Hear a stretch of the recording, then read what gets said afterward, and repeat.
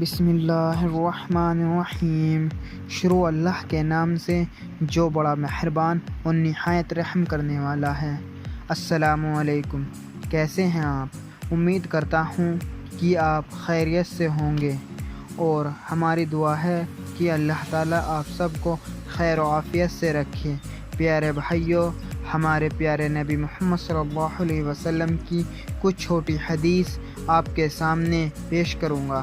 آپ سب دوستوں سے گزارش ہے کہ ان حدیث کو یاد کر لو اور اپنے دوستوں کے ساتھ بھی شیئر کرو۔ آپ سب دوستوں کا بہت شکریہ۔ حضرت ابو ہریرہ رضی اللہ عنہ سے روایت ہے کہ ہم رسول اللہ صلی اللہ علیہ وسلم کے ساتھ بیٹھے تھے، اتنے میں ایک دھماکے کی آواز آئی۔ رسول اللہ صلی اللہ علیہ وسلم نے فرمایا، تم جانتے ہو یہ کیا ہے؟ ہم نے عرض کیا، اللہ اور اس کے رسول خوب جانتے ہیں۔ رسول اللہ صلی اللہ علیہ وسلم نے فرمایا، ایک پتھر ہے جو جہنم میں پھینکا گیا تھا 70 برس پہلے، اب اس کی تہ میں پہنچا۔ رسول اللہ صلی اللہ علیہ وسلم نے فرمایا، انسان کبیرہ گناہوں سے اجتناب کر رہا ہو تو 5 نمازیں، ایک جمعہ سے دوسرے جمعہ تک اور ایک رمضان دوسرے رمضان تک، درمیان کے عرصے میں ہونے والے گناہوں کو مٹانے کا سبب ہے۔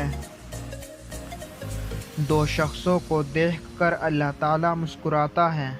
رسول اللہ صلی اللہ علیہ وسلم نے فرمایا، ایک وہ ہے کہ جو سرد رات میں اپنے بستر اور لحاف سے اٹھ کر وضو کرتا ہے اور نماز پڑھتا ہے تو اللہ تعالیٰ فرشتوں سے پوچھتا ہے، میرے بندے کو یہ تکلیف برداشت کرنے پر کس چیز نے ابھارا ہے؟